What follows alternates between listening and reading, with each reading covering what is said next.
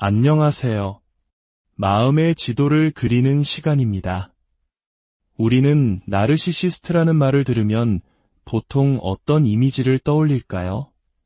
아마도 목소리가 크고 거만하며 때로는 과도하게 매력적인 사람을 생각할 겁니다. 하지만 그런 사람과 결혼하여 한 지붕 아래에서 살아가는 현실은 우리가 상상하는 것과는 전혀 다른 차원의 이야기입니다. 이것은 단순히 자존심이 강한 사람의 이야기가 아닙니다. 이것은 한 사람의 영혼이 조용하고 느리게 그리고 아주 전략적으로 잠식당하는 정서적 침식에 관한 이야기입니다. 만약 당신이 언젠가부터 내 집에서 살얼음판을 걷는 듯한 기분을 느껴본 적이 있다면 오늘 이 이야기는 바로 당신을 위한 것입니다. 오늘 우리는 나르시시스트 남편이 실제로 아내를 어떻게 대하는지에 대해 깊이 파고들어 보려 합니다. 이론이 아닌 현실의 언어로 말입니다. 사랑이라는 아름다운 이름으로 포장된 정서적 조종이 실제로는 어떤 모습인지 그 가면 뒤의 진실을 함께 들여다보겠습니다. 이 이야기가 지금 이 순간에도 보이지 않는 감옥 속에서 고통받고 있을 누군가에게 작은 빛이 되기를 바라는 마음으로 잠시 시간을 내어 좋아요와 구독을 눌러주시면 더 많은 분들에게 이 목소리를 전달하는 데 큰 힘이 됩니다. 여러분의 따뜻한 관심이 세상을 바꾸는 작은 시작이 될 수 있습니다. 나르시시스트 남편은 보통 당신의 삶에 처음부터 악당의 얼굴을 하고 나타나지 않습니다. 그들은 경고등이나 위험 신호를 달고 다니지 않죠. 오히려 그들은 종종 당신이 그토록 원했던 모든 것을 주는 모습으로 시작합니다. 끊임없는 관심, 찬사, 그리고 세상 모든 위험으로부터 당신을 지켜줄 것만 같은 든든함. 그들은 당신에게 깊이 빠져 있는 것처럼 보이고 누구보다 다정하며 완벽한 사람처럼 행동합니다. 하지만 여기서 가장 중요한 단어는 바로 처럼 보인다는 것입니다. 관계의 시작은 아주 강렬합니다. 그들은 소위 사랑폭탄을 쏟아붓습니다. 쉴 새 없이 오는 문자 메시지, 당신을 놀라게 하는 큰 선물들, 그리고 마치 당신의 영혼을 꿰뚫어보는 듯한 달콤한 칭찬들. 당신은 그에게 선택받았고 깊이 이해받고 있으며 어쩌면 구원받았다는 느낌마저 듭니다. 그리고 자연스럽게 마음의 문을 열게 되죠. 당신의 시간과 감정을 투자하고 이것이야말로 진짜 사랑이라고 굳게 믿게 됩니다. 누가 그런 방식으로 사랑받는 것을 마다할 수 있을까요? 하지만 실제로 벌어지고 있는 일은 정교하게 설계된 덫의 시작입니다. 초기의 그 강렬함은 진정한 교감에서 비롯된 것이 아닙니다.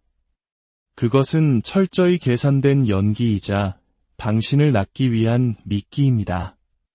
일단 당신이 그 관계에 깊이 발을 들이고 그가 주는 감정적 황홀감에 의존하기 시작하면 바로 그때부터 모든 것이 미묘하게 변하기 시작합니다. 어느 순간부터 그의 사랑이 예전과는 다르게 느껴집니다. 더 이상 조건 없이 주어지지 않는다는 것을 깨닫게 되죠. 이제 당신은 그의 사랑을 얻기 위해 노력해야만 합니다. 그가 원하는 말을 하고 그가 바라는 방식으로 행동하며 오직 그를 기쁘게 하는 모습에 당신이 되어야만 합니다.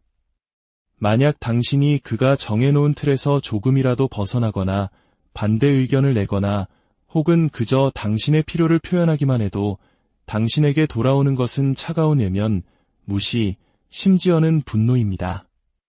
이것은 함께 성장하는 건강한 사랑이 아닙니다. 이것은 당신의 머리 위에서 보상처럼 흔들리거나 더 나쁘게는 무기처럼 당신을 위협하는 통제의 한 형태일 뿐입니다. 바로 이렇게 정서적 조종은 조용하지만 아주 강력하게 당신의 삶에 뿌리내리기 시작합니다. 그것은 당신에게 사랑이란 자신을 잡고 순종적이며 늘 맞춰주는 존재로 유지해야만 얻을 수 있는 것이라고 속삭입니다. 당신은 이런 말들을 듣게 될 겁니다. 나는 당신을 위해 모든 걸 다하는데, 혹은 나처럼 당신을 참아줄 사람은 세상에 없어. 그는 아마 웃으면서 혹은 농담처럼 이런 말들을 던질지도 모릅니다. 하지만 그 메시지는 정확하게 당신의 마음에 박힙니다. 당신은 점차 자기 자신을 의심하기 시작합니다. 내가 너무 감정적인가? 내가 너무 감사할 줄 모르는 걸까? 내가 너무 바라는 게 많은 건가? 하고 말이죠. 당신이 그렇게 앉아서 자신을 탓하며 괴로워하는 동안 그는 관계의 통제권을 완벽하게 손에 쥐고 있는 것입니다. 이러한 조종 방식의 가장 위험한 점은 그것이 크고 명확하게 드러나지 않는다는 것입니다. 아주 교묘하고 미묘하죠. 그래서 외부 사람들이 볼 때는 아무 문제도 없어 보입니다. 그들은 당신에게 꽃을 사다 주고 카메라 앞에서 환하게 웃으며 아내를 얼마나 사랑하는지 주변에 자랑하는 멋진 남편의 모습만을 봅니다. 하지만 문이 닫히는 순간 그 분위기의 변화를 느끼는 것은 오직 당신뿐입니다. 모든 칭찬 뒤에는 대가가 따르고 모든 친절한 행동 뒤에는 조건이 숨어 있다는 것을 아는 것도 당신뿐입니다. 그리고 당신이 용기를 내어 이 문제에 대해 이야기하려고 할 때 그는 순식간에 상황을 뒤집어 버립니다. 갑자기 모든 문제의 원인은 당신이 됩니다. 당신이 너무 과민하고 예민하게 분석한다는 것이죠. 그는 단지 당신을 돕고 사랑하려 했을 뿐이라고 말합니다. 그리고 만약 당신이 그것을 알아주지 못한다면 어쩌면 문제가 있는 쪽은 당신일지도 모른다고 암시합니다. 이제 당신은 이 끝없는 순환에 갇히게 됩니다. 관계 초기에 당신을 그토록 아껴주던 당신이 자신의 전부라고 말하던 그의 모습으로 돌아가기 위해 더 노력하고 더 많이 희생합니다. 하지만 그 모습은 이제 더 이상 존재하지 않습니다.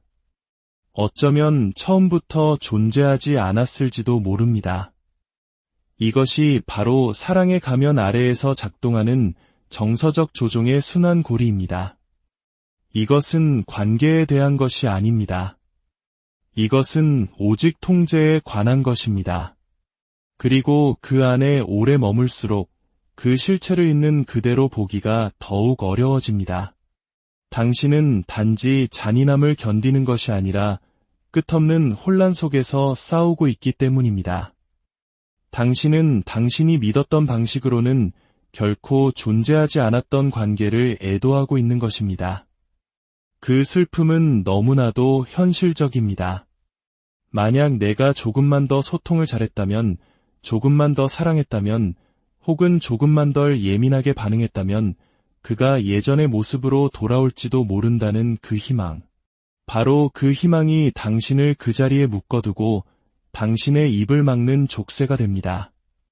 하지만 제가 분명히 말씀드리겠습니다.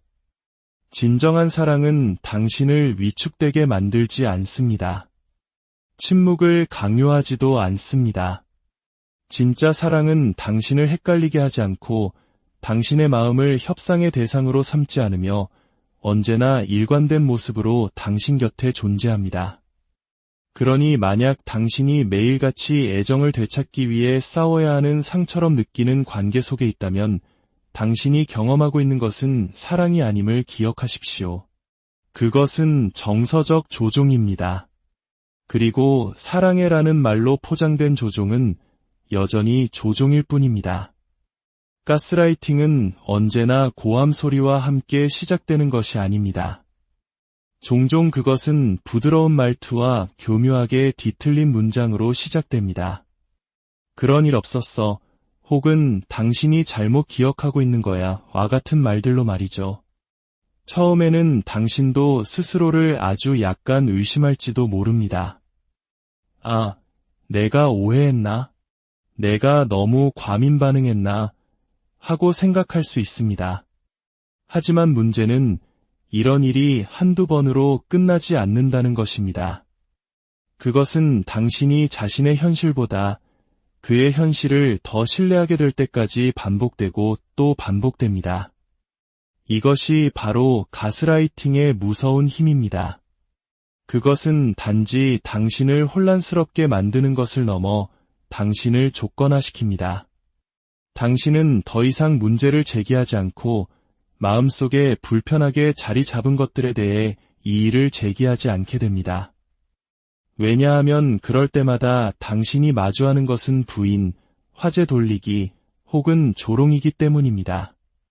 당신은 너무 예민하고 극적이며 감정적이라는 말을 듣습니다. 그래서 결국 그 관계에서 살아남기 위해 당신은 스스로 침묵하는 법을 배우게 됩니다. 당신은 당신의 목소리를 일시적인 평화와 맞바꾸는 것입니다. 여기서 상황은 더욱 교묘해집니다. 나르시시스트 남편들은 종종 아주 차분하고 침착한 가면을 쓴 채로 이런 행동을 합니다. 그래서 그가 당신은 항상 별일 아닌 걸로 소란을 피워라고 말할 때 그것은 마치 당신을 돕기 위한 조언처럼 들립니다. 그가 내 의도를 오해하고 있잖아 라고 말할 때 그것은 단순한 해명처럼 들립니다. 하지만 그가 그런 말들을 할 때마다 그는 자신의 행동에서 당신의 반응으로 교묘하게 초점을 옮기고 있는 것입니다. 이제 당신은 그가 무슨 말을 했고 무슨 행동을 했는지에 대해 논의하는 대신 그것에 대해 당신이 어떻게 느꼈는지를 방어하고 있어야 합니다. 내가 너무 심했나? 내가 상상한 건가? 그냥 넘어갔어야 했나? 하는 생각에 수렁에 빠져버립니다. 당신이 자신의 감정을 분석하느라 지쳐갈 때쯤 원래의 문제는 이미 저 멀리 묻혀버린 후입니다. 이것은 문제 해결이 아닙니다. 이것은 심리적 조작입니다. 밖에서 볼 때 이 모든 것이 얼마나 보이지 않는지가 이 상황을 더욱 파괴적으로 만듭니다.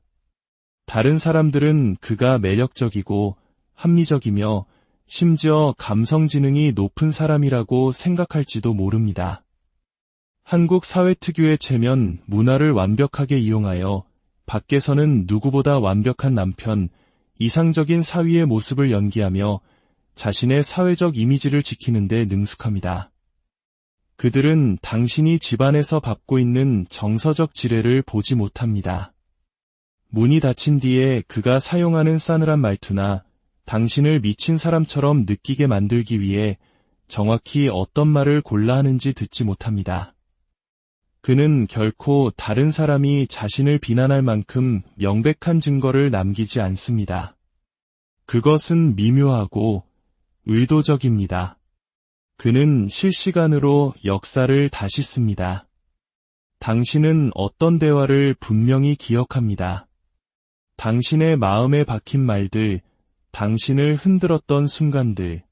하지만 그는 그것을 완전히 부인합니다. 단지 그 의미를 부인하는 것이 아니라 그런 일이 일어난 적조차 없다고 말합니다. 그리고 당신이 뭐라고 말했는지 정확히 기억해라고 주장하면 그는 당신이 상황을 왜곡하고 있다거나 기억력이 나쁘다고 비난합니다. 더 심하게는 그런 문제를 꺼내는 당신이 불안정한 사람인 것처럼 행동합니다. 이러한 끊임없는 이야기의 뒤집기는 당신의 자신감을 갉아먹습니다. 당신은 당신의 직감을 더 이상 신뢰하지 않게 됩니다.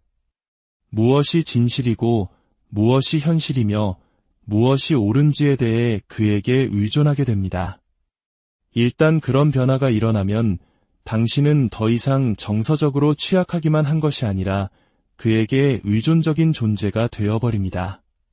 그리고 그것이 바로 그의 목표입니다. 가스라이팅이 나르시시스트에게 그토록 흔한 도구인 이유가 바로 이것입니다. 일단 당신이 자신을 믿지 않게 되면 그들은 이야기를 원하는 대로 얼마든지 바꿀 수 있기 때문입니다. 그들은 침착하고 이성적이며 오해받은 사람이 되고 당신은 그저 감당하기 힘든 사람이 되는 것입니다. 하지만 분명히 합시다. 감정적인 것은 약점이 아닙니다. 무례함에 반응하는 것이 당신을 불안정하게 만들지 않습니다. 자신만의 경계를 갖는 것이 당신을 통제적인 사람으로 만들지 않습니다. 이것들은 나르시시스트들이 판을 뒤집고 당신이 자신의 가치를 의심하게 만들기 위해 사용하는 서사일 뿐입니다. 당신의 혼란스러움, 바로 그것이 신호입니다. 가스라이팅이 남기는 감정은 즉각적인 상처가 아닐 수 있습니다. 하지만 당신은 불안함을 느낄 것입니다.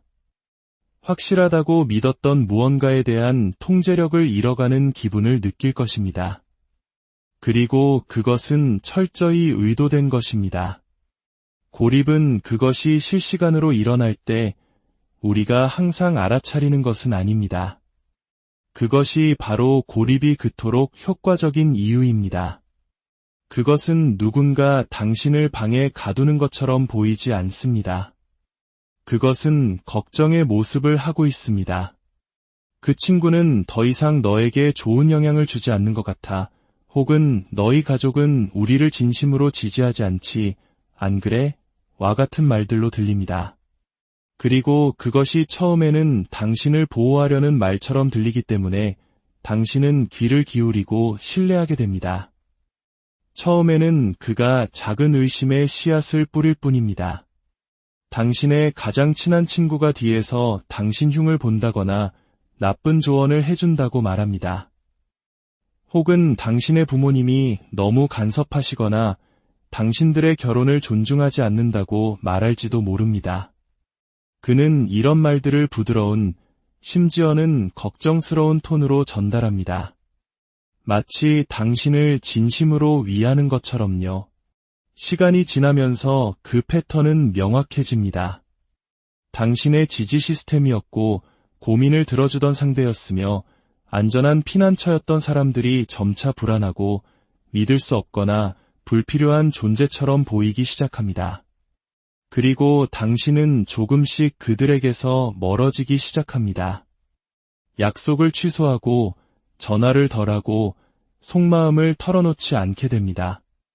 왜냐하면 이제 당신이 그들과 교류할 때마다 그가 그것을 문제 삼고 비판하고 의심의 씨앗을 심기 때문입니다. 당신은 원해서가 아니라 단지 그렇게 하는 것이 더 쉽기 때문에 연락을 끊게 되는 것입니다. 그러다 어느 날 문득 고개를 들어보면 당신은 혼자가 되어 있다는 것을 깨닫습니다. 당신을 건강한 모습으로 비춰주던 거울들이 적어질수록 나르시시스트 남편은 그것을 원합니다.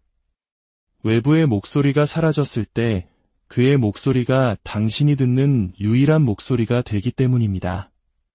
당신의 자아, 가치, 현실을 형성하는 유일한 목소리. 때때로 고립은 친구에게 힘든 일을 털어놓았다는 이유로 비난받는 모습으로 나타납니다.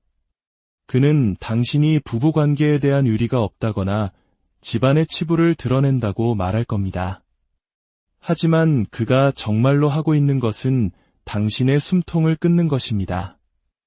왜냐하면 연결은 통제에 대한 위협이기 때문입니다. 다른 누군가가 당신이 겪는 일을 이해하도록 돕는다면 당신은 상황을 명확하게 보기 시작할지도 모릅니다. 당신이 문제가 아니라는 것을 깨달을지도 모릅니다. 그리고 그것은 권력이 생존에 필수적인 누군가에게는 매우 위험한 일입니다.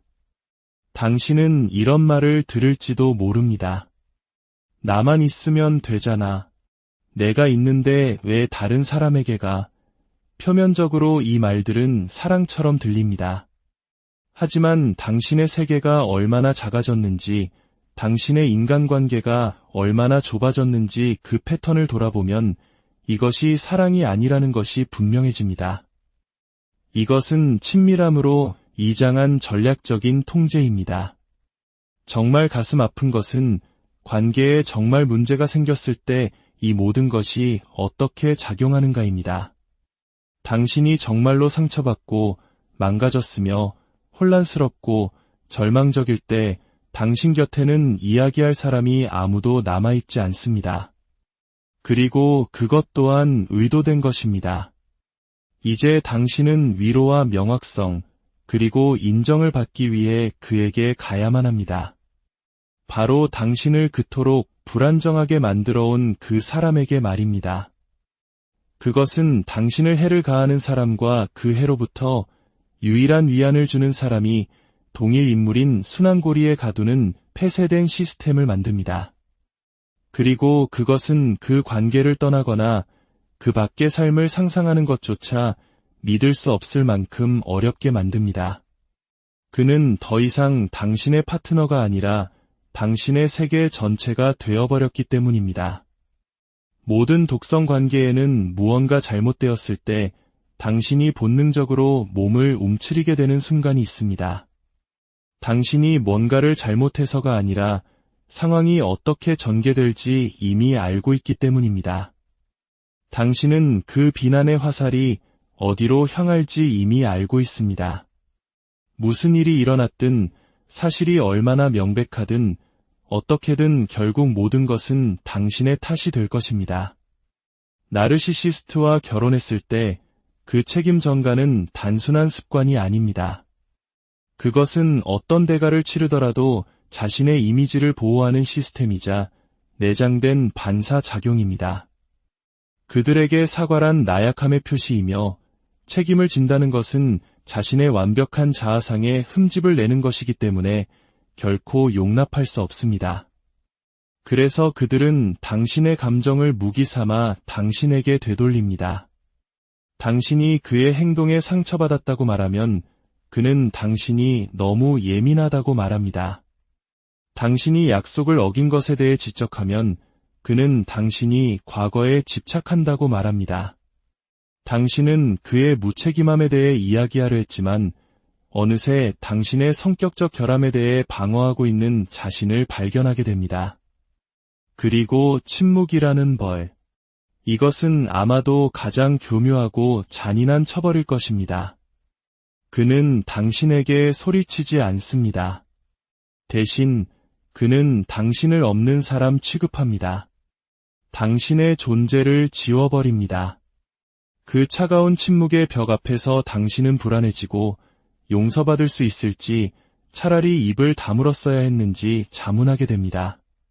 그래서 다음번에는 당신은 정말로 침묵할지도 모릅니다. 그 침묵은 당신에게 스스로를 움츠리고 문제를 제기하지 않고 더 많은 것을 요구하지 않도록 가르칩니다. 그리고 조금씩 당신은 그 관계 안에서 사라져갑니다.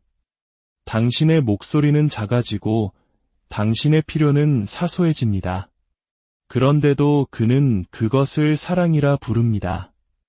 하지만 사랑은 당신을 굶주리게 하지 않습니다. 자신의 뜻대로 되지 않는다고 해서 침묵하지 않습니다. 사랑은 애정을 마치 월급처럼 다툼 후에 벌어야 하는 것으로 취급하지 않습니다. 만약 당신이 오늘 제 이야기 속에서 자신의 모습을 발견했다면, 이 이야기의 일부가 너무나 익숙하게 느껴졌다면 이것만은 알아주십시오. 당신은 과민 반응하는 것이 아니며 상상하는 것도 아닙니다. 나르시시스트적 학대는 항상 부러진 뼈나 비명으로 나타나지 않습니다. 때로는 그것은 느린 침묵 속에서, 위축됨 속에서 과거의 당신이 서서히 사라져가는 모습으로 나타납니다. 당신을 오해하기로 작정한 사람에게 자신을 설명하느라 수년을 보낼 수 있습니다. 평화를 유지하기 위해 끊임없이 자신을 굽히고 타협할 수 있습니다. 하지만 당신의 목소리, 존엄성, 정체성을 대가로 치르는 평화는 결코 평화가 아닙니다. 그것은 생존일 뿐입니다. 그리고 저는 당신이 생존 그 이상을 누리기를 바랍니다. 당신은 당신의 감정이 당신에게 불리한 증거로 사용되지 않는 관계를 누릴 자격이 있습니다. 사랑이 거래가 아닌 곳, 당신이 편리할 때만이 아니라 항상 보여지고, 들려지고, 존중받는 곳을 누릴 자격이 있습니다. 그러니 지금 그 관계 속에 있다면, 지치고 혼란스럽고 자신을 의심하고 있다면 부디 기억하십시오. 책임지기를 거부하는 사람을 고치는 것은 당신의 일이 아닙니다. 당신의 일은 당신의 영혼을 보호하고 당신의 목소리를 되찾으며 더 이상 최소한의 것을 구걸할 필요가 없는 당신 자신을 향해 걸어가기 시작한 것입니다. 제가 확신을 가지고 말씀드릴 수 있습니다. 이 고통 너머에는 분명 삶이 있습니다. 명확함이 있고 진정한 평화가 있습니다. 하지만 그 모든 것은 다른 사람의 행동에 대해 스스로를 비난하는 것을 멈추는 바로 그 순간부터 시작됩니다. 당신은 문제가 아닙니다. 당신의 삶에 진정한 평화와 안녕하세요. 마음의 지도를 그리는 시간입니다. 우리는 나르시시스트라는 말을 들으면 보통 어떤 이미지를 떠올릴까요? 아마도 목소리가 크고 거만하며 때로는 과도하게 매력적인 사람을 생각할 겁니다. 하지만 그런 사람과 결혼하여 한 지붕 아래에서 살아가는 현실은 우리가 상상하는 것과는 전혀 다른 차원의 이야기입니다. 이것은 단순히 자존심이 강한 사람의 이야기가 아닙니다. 이것은 한 사람의 영혼이 조용하고 느리게 그리고 아주 전략적으로 잠식당하는 정서적 침식에 관한 이야기입니다. 만약 당신이 언젠가부터 내 집에서 살얼음판을 걷는 듯한 기분을 느껴본 적이 있다면 오늘 이 이야기는 바로 당신을 위한 것입니다. 오늘 우리는 나르시시스트 남편이 실제로 아내를 어떻게 대하는지에 대해 깊이 파고들어 보려 합니다. 이론이 아닌 현실의 언어로 말입니다. 사랑이라는 아름다운 이름으로 포장된 정서적 조종이 실제로는 어떤 모습인지 그 가면 뒤의 진실을 함께 들여다보겠습니다. 이 이야기가 지금 이 순간에도 보이지 않는 감옥 속에서 고통받고 있을 누군가에게 작은 빛이 되기를 바라는 마음으로 잠시 시간을 내어 좋아요와 구독을 눌러주시면 더 많은 분들에게 이 목소리를 전달하는 데 큰 힘이 됩니다. 여러분의 따뜻한 관심이 세상을 바꾸는 작은 시작이 될 수 있습니다. 나르시시스트 남편은 보통 당신의 삶에 처음부터 악당의 얼굴을 하고 나타나지 않습니다. 그들은 경고등이나 위험 신호를 달고 다니지 않죠. 오히려 그들은 종종 당신이 그토록 원했던 모든 것을 주는 모습으로 시작합니다. 끊임없는 관심, 찬사, 그리고 세상 모든 위험으로부터 당신을 지켜줄 것만 같은 든든함. 그들은 당신에게 깊이 빠져 있는 것처럼 보이고 누구보다 다정하며 완벽한 사람처럼 행동합니다. 하지만 여기서 가장 중요한 단어는 바로 처럼 보인다는 것입니다. 관계의 시작은 아주 강렬합니다.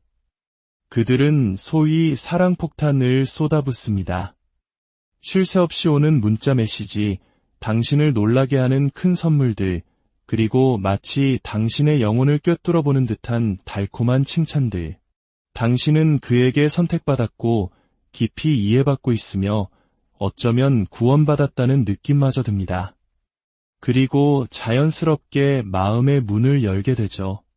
당신의 시간과 감정을 투자하고 이것이야말로 진짜 사랑이라고 굳게 믿게 됩니다.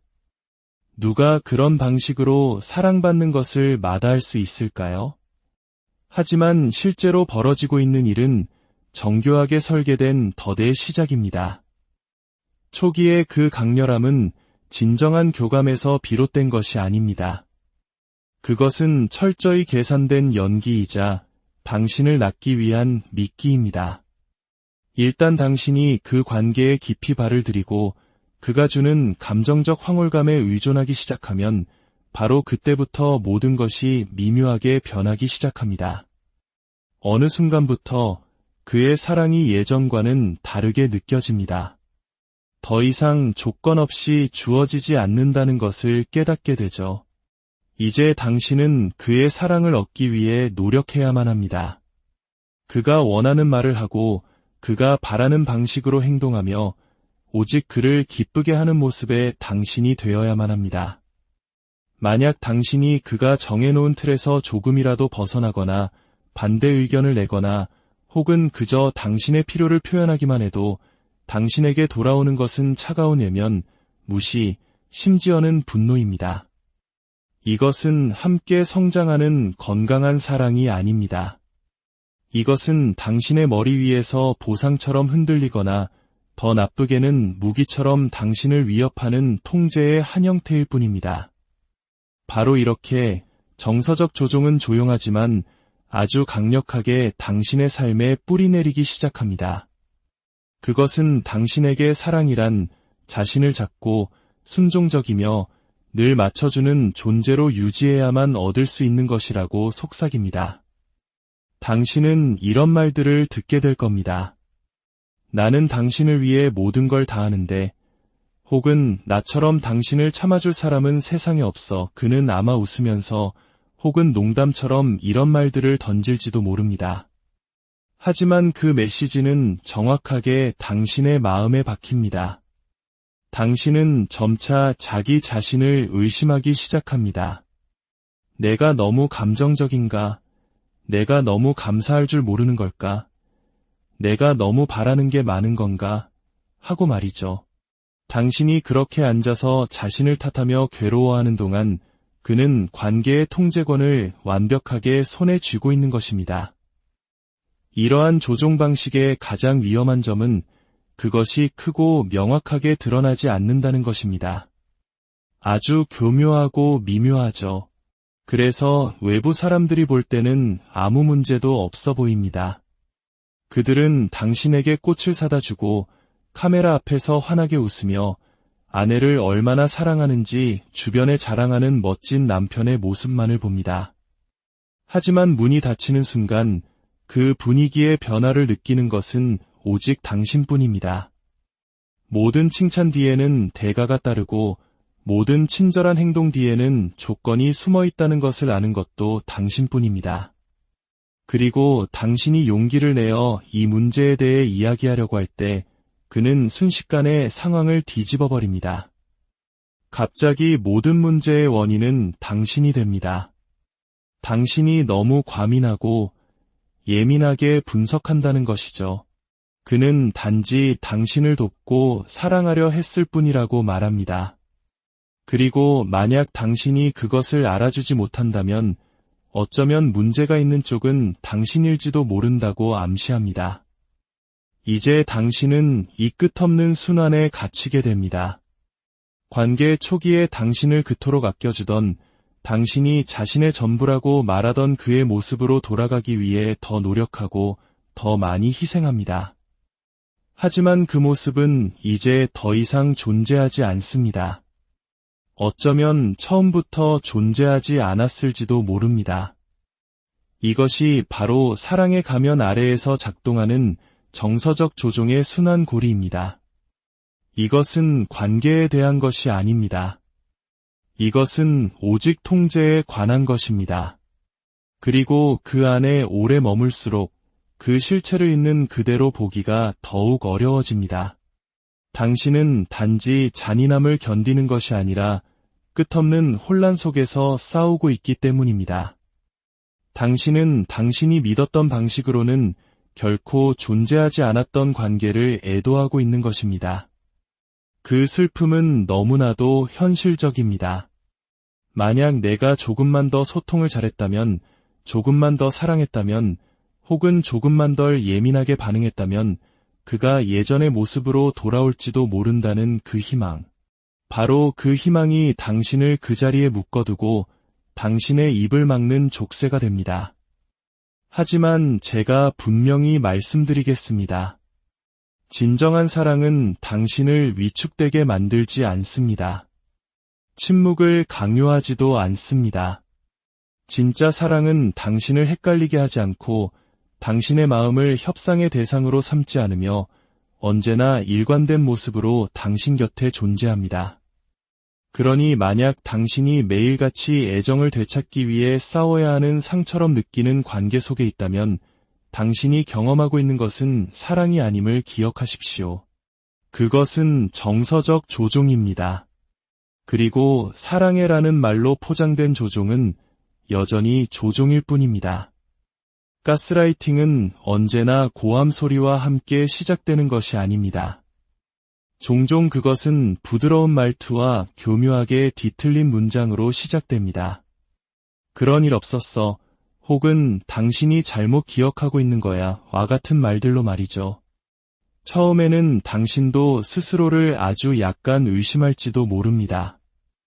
아, 내가 오해했나? 내가 너무 과민 반응했나? 하고 생각할 수 있습니다.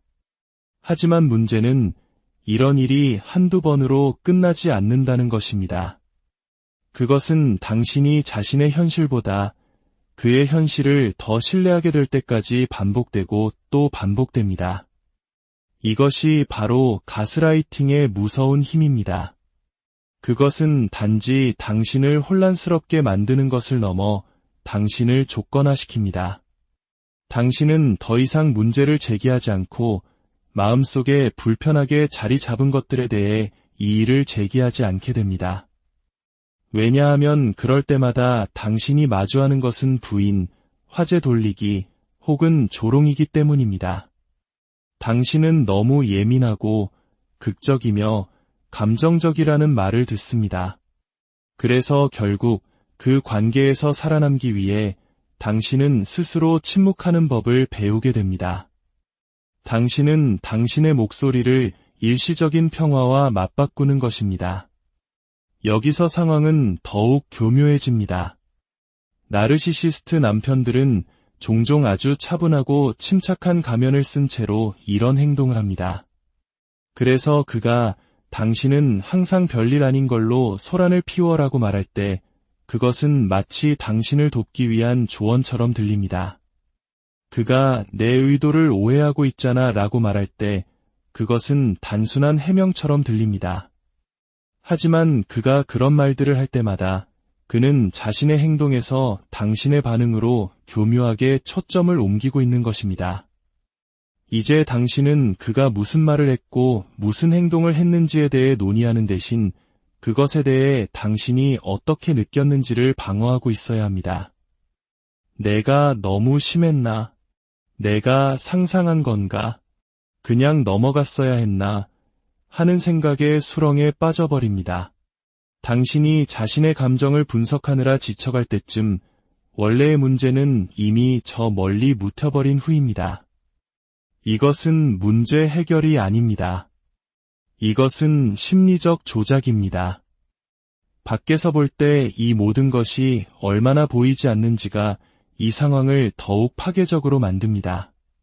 다른 사람들은 그가 매력적이고 합리적이며 심지어 감성 지능이 높은 사람이라고 생각할지도 모릅니다.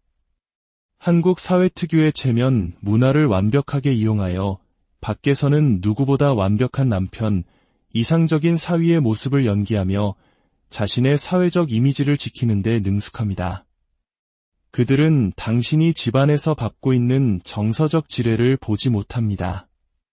문이 닫힌 뒤에 그가 사용하는 싸늘한 말투나 당신을 미친 사람처럼 느끼게 만들기 위해 정확히 어떤 말을 골라 하는지 듣지 못합니다. 그는 결코 다른 사람이 자신을 비난할 만큼 명백한 증거를 남기지 않습니다. 그것은 미묘하고 의도적입니다.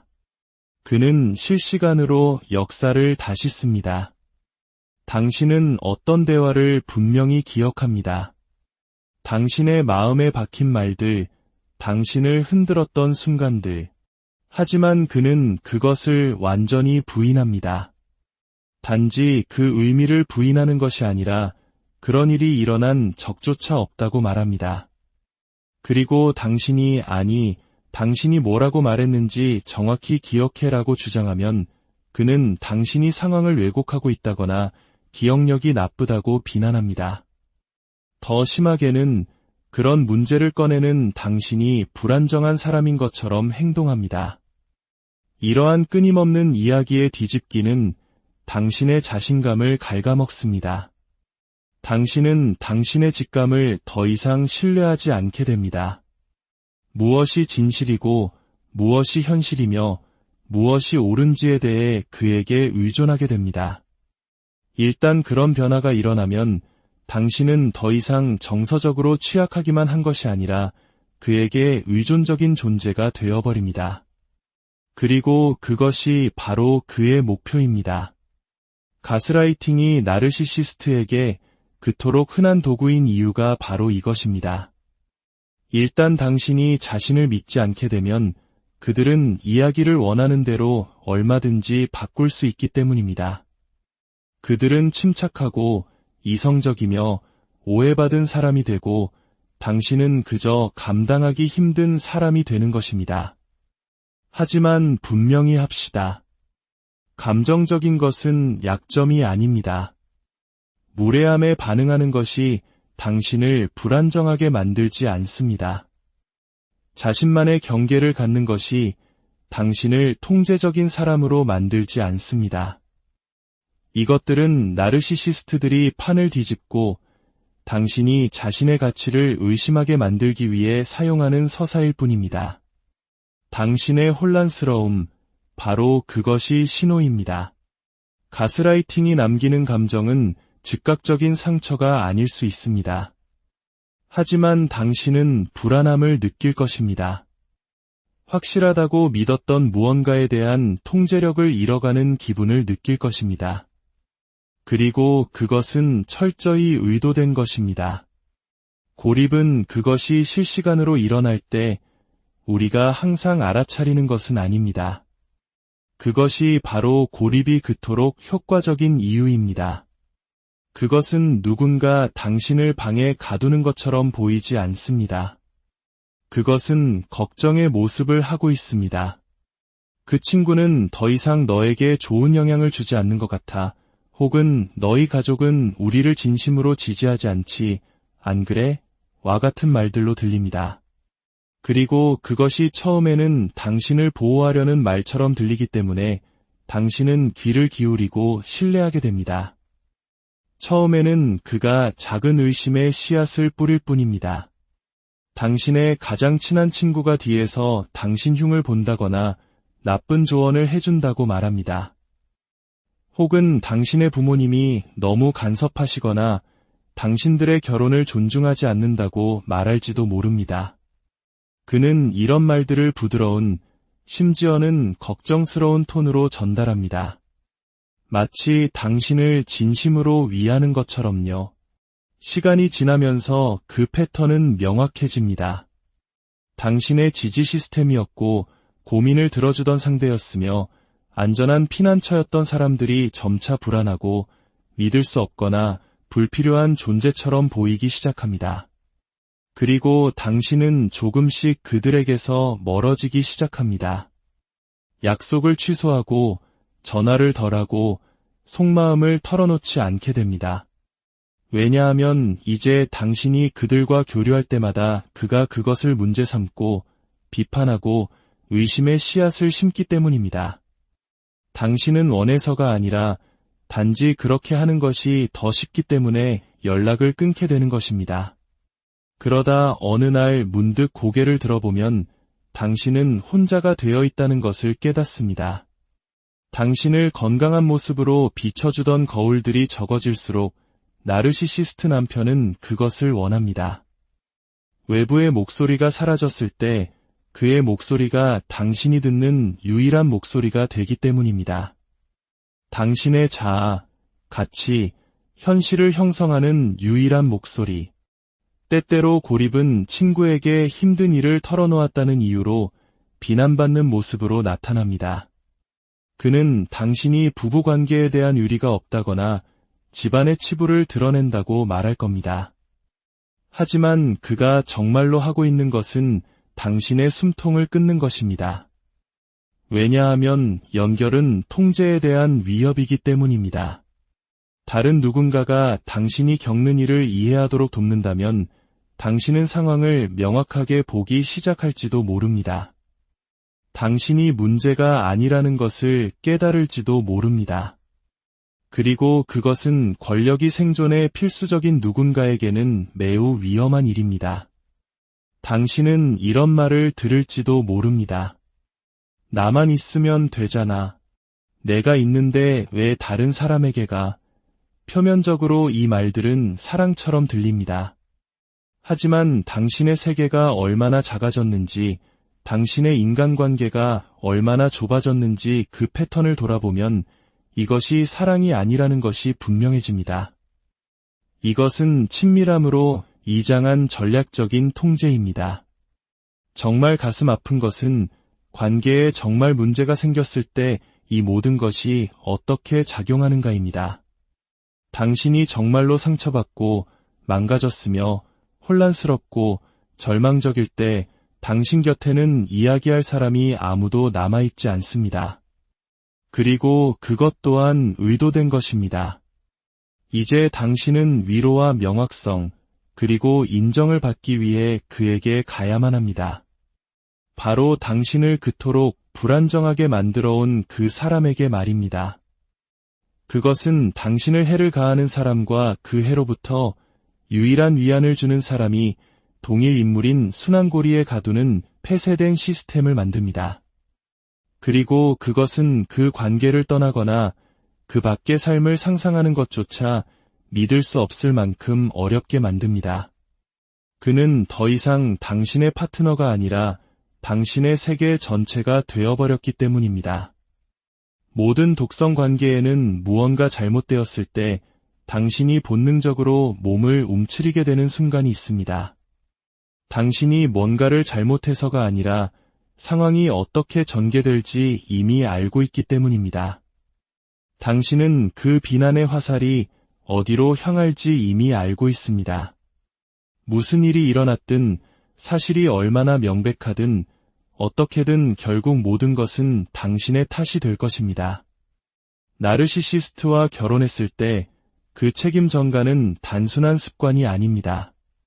그것은 어떤 대가를 치르더라도 자신의 이미지를 보호하는 시스템이자 내장된 반사작용입니다. 그들에게 사과란 나약함의 표시이며 책임을 진다는 것은 자신의 완벽한 자아상에 흠집을 내는 것이기 때문에 결코 용납할 수 없습니다. 그래서 그들은 당신의 감정을 무기 삼아 당신에게 되돌립니다. 당신이 그의 행동에 상처받았다고 말하면 그는 당신이 너무 예민하다고 말합니다.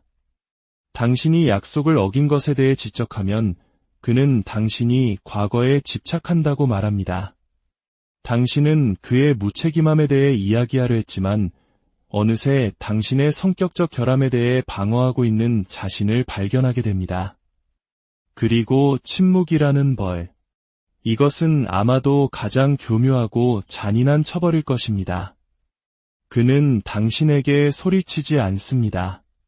대신 그는 당신을 없는 사람 취급합니다. 당신의 존재를 지워버립니다. 그 차가운 침묵의 벽 앞에서 당신은 불안해지고 용서받을 수 있을지 차라리 입을 다물었어야 했는지 자문하게 됩니다. 그래서 다음번에는 당신은 정말로 침묵할지도 모릅니다. 그 침묵은 당신에게 스스로를 움츠리고 문제를 제기하지 않고 더 많은 것을 요구하지 않도록 가르칩니다. 그리고 조금씩 당신은 그 관계 안에서 사라져갑니다. 당신의 목소리는 작아지고 당신의 필요는 사소해집니다. 그런데도 그는 그것을 사랑이라 부릅니다. 하지만 사랑은 당신을 굶주리게 하지 않습니다. 자신의 뜻대로 되지 않는다고 해서 침묵하지 않습니다. 사랑은 애정을 마치 월급처럼 다툼 후에 벌어야 하는 것으로 취급하지 않습니다. 만약 당신이 오늘 제 이야기 속에서 자신의 모습을 발견했다면, 이 이야기의 일부가 너무나 익숙하게 느껴졌다면 이것만은 알아주십시오.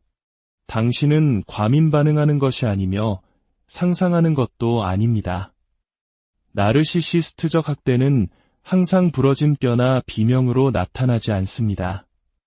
때로는 그것은 느린 침묵 속에서, 위축됨 속에서 과거의 당신이 서서히 사라져가는 모습으로 나타납니다. 당신을 오해하기로 작정한 사람에게 자신을 설명하느라 수년을 보낼 수 있습니다. 평화를 유지하기 위해 끊임없이 자신을 굽히고 타협할 수 있습니다. 하지만 당신의 목소리, 존엄성, 정체성을 대가로 치르는 평화는 결코 평화가 아닙니다. 그것은 생존일 뿐입니다. 그리고 저는 당신이 생존 그 이상을 누리기를 바랍니다. 당신은 당신의 감정이 당신에게 불리한 증거로 사용되지 않는 관계를 누릴 자격이 있습니다. 사랑이 거래가 아닌 곳, 당신이 편리할 때만이 아니라 항상 보여지고, 들려지고, 존중받는 곳을 누릴 자격이 있습니다. 그러니 지금 그 관계 속에 있다면, 지치고 혼란스럽고 자신을 의심하고 있다면 부디 기억하십시오. 책임지기를 거부하는 사람을 고치는 것은 당신의 일이 아닙니다. 당신의 일은 당신의 영혼을 보호하고 당신의 목소리를 되찾으며 더 이상 최소한의 것을 구걸할 필요가 없는 당신 자신을 향해 걸어가기 시작한 것입니다. 제가 확신을 가지고 말씀드릴 수 있습니다. 이 고통 너머에는 분명 삶이 있습니다. 명확함이 있고 진정한 평화가 있습니다. 하지만 그 모든 것은 다른 사람의 행동에 대해 스스로를 비난하는 것을 멈추는 바로 그 순간부터 시작됩니다. 당신은 문제가 아닙니다. 당신의 삶의 진정한 평화와 안녕하세요. 마음의 지도를 그리는 시간입니다. 우리는 나르시시스트라는 말을 들으면 보통 어떤 이미지를 떠올릴까요? 아마도 목소리가 크고 거만하며 때로는 과도하게 매력적인 사람을 생각할 겁니다. 하지만 그런 사람과 결혼하여 한 지붕 아래에서 살아가는 현실은 우리가 상상하는 것과는 전혀 다른 차원의 이야기입니다. 이것은 단순히 자존심이 강한 사람의 이야기가 아닙니다. 이것은 한 사람의 영혼이 조용하고 느리게 그리고 아주 전략적으로 잠식당하는 정서적 침식에 관한 이야기입니다. 만약 당신이 언젠가부터 내 집에서 살얼음판을 걷는 듯한 기분을 느껴본 적이 있다면 오늘 이 이야기는 바로 당신을 위한 것입니다. 오늘 우리는 나르시시스트 남편이 실제로 아내를 어떻게 대하는지에 대해 깊이 파고들어 보려 합니다. 이론이 아닌 현실의 언어로 말입니다. 사랑이라는 아름다운 이름으로 포장된 정서적 조종이 실제로는 어떤 모습인지 그 가면 뒤의 진실을 함께 들여다보겠습니다. 이 이야기가 지금 이 순간에도 보이지 않는 감옥 속에서 고통받고 있을 누군가에게 작은 빛이 되기를 바라는 마음으로 잠시 시간을 내어 좋아요와 구독을 눌러주시면 더 많은 분들에게 이 목소리를 전달하는 데 큰 힘이 됩니다. 여러분의 따뜻한 관심이 세상을 바꾸는 작은 시작이 될 수 있습니다. 나르시시스트 남편은 보통 당신의 삶에 처음부터 악당의 얼굴을 하고 나타나지 않습니다. 그들은 경고등이나 위험 신호를 달고 다니지 않죠. 오히려 그들은 종종 당신이 그토록 원했던 모든 것을 주는 모습으로 시작합니다. 끊임없는 관심, 찬사, 그리고 세상 모든 위험으로부터 당신을 지켜줄 것만 같은 든든함. 그들은 당신에게 깊이 빠져 있는 것처럼 보이고 누구보다 다정하며 완벽한 사람처럼 행동합니다. 하지만 여기서 가장 중요한 단어는 바로 처럼 보인다는 것입니다. 관계의 시작은 아주 강렬합니다. 그들은 소위 사랑폭탄을 쏟아붓습니다.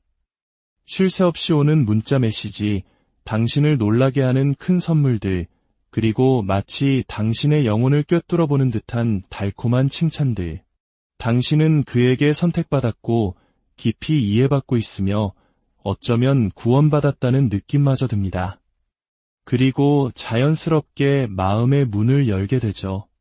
당신의 시간과 감정을 투자하고 이것이야말로 진짜 사랑이라고 굳게 믿게 됩니다. 누가 그런 방식으로 사랑받는 것을 마다할 수 있을까요? 하지만 실제로 벌어지고 있는 일은 정교하게 설계된 덫의 시작입니다. 초기의 그 강렬함은 진정한 교감에서 비롯된 것이 아닙니다. 그것은 철저히 계산된 연기이자 당신을 낳기 위한 미끼입니다. 일단 당신이 그 관계에 깊이 발을 들이고 그가 주는 감정적 황홀감에 의존하기 시작하면 바로 그때부터 모든 것이 미묘하게 변하기 시작합니다.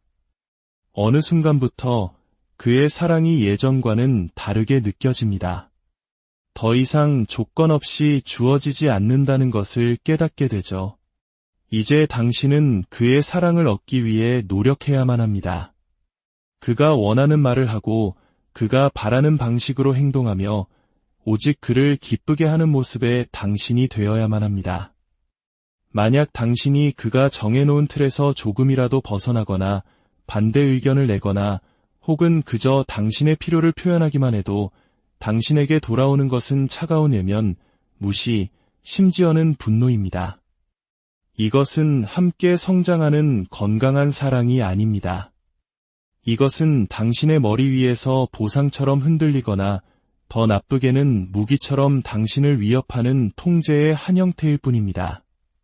바로 이렇게 정서적 조종은 조용하지만 아주 강력하게 당신의 삶에 뿌리내리기 시작합니다.